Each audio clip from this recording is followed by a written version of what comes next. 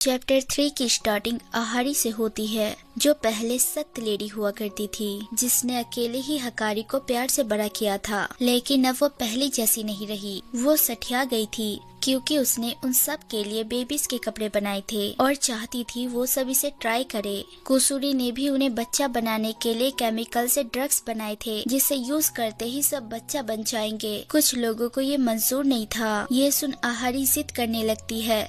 यहाँ हकारी अपनी मॉम से नाराज भी हो जाती है क्योंकि उसकी मॉम एक मॉम जैसा बिहेव नहीं कर रही। तभी कुसूरी गलती से अपना एक ड्रग गिरा देती है, जिसे देख आइजू हकारी को लेके झुक जाता है और वहाँ धमाका होता है।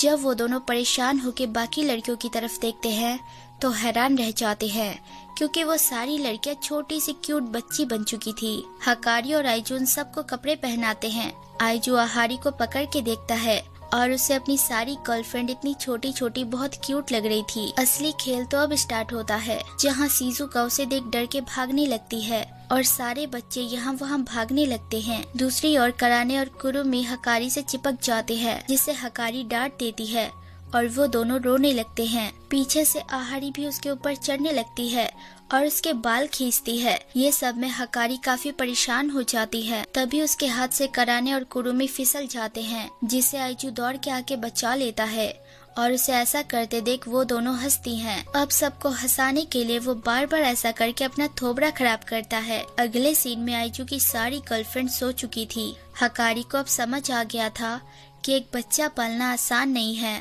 वो भी अकेले।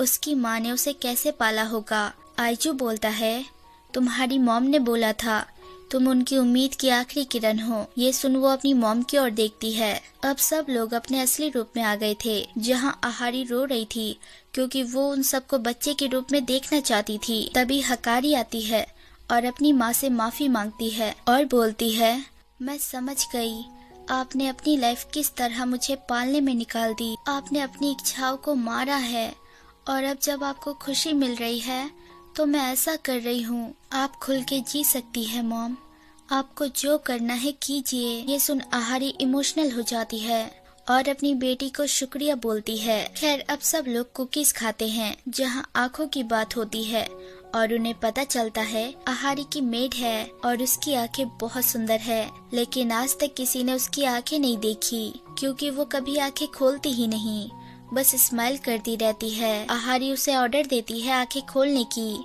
लेकिन वो खोल ही नहीं पाती, जैसे मानो उसकी आंखें चिपक गई हो। वो बिना देखे आइजू को बचाती भी है। ये देख सब हैरान थे। शिजुका अचानक उसे डराने जाती है, लेकिन सब उसे घूरते हैं। उसे इंसल्ट फील ना हो इसलिए आइजू डरने का नाटक करता है। तब जाके सबको पता चलता है शिजुका डराने की कोशिश कर रही थी ताकि वो मैड अपनी आंखें खोल ले। अब सब लोग उसकी आंखों के पीछे पड़ गए थे। तभी आइजू को एक आइडिया आता है।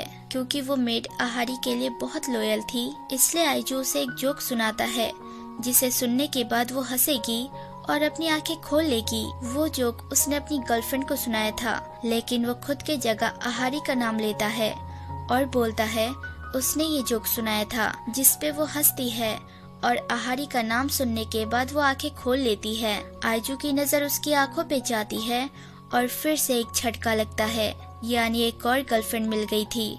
लेकिन आहारी की मेड आहारी के लिए लॉयल थी, पर आइजू के प्रति उसे प्यार भी आ रहा था। अब वो बोलती है, आहारी के आशिक के लिए मेरे दिल में कोई भावनाएं नहीं है और मैं मर भी जाऊं तभी मैं ये नहीं करूंगी।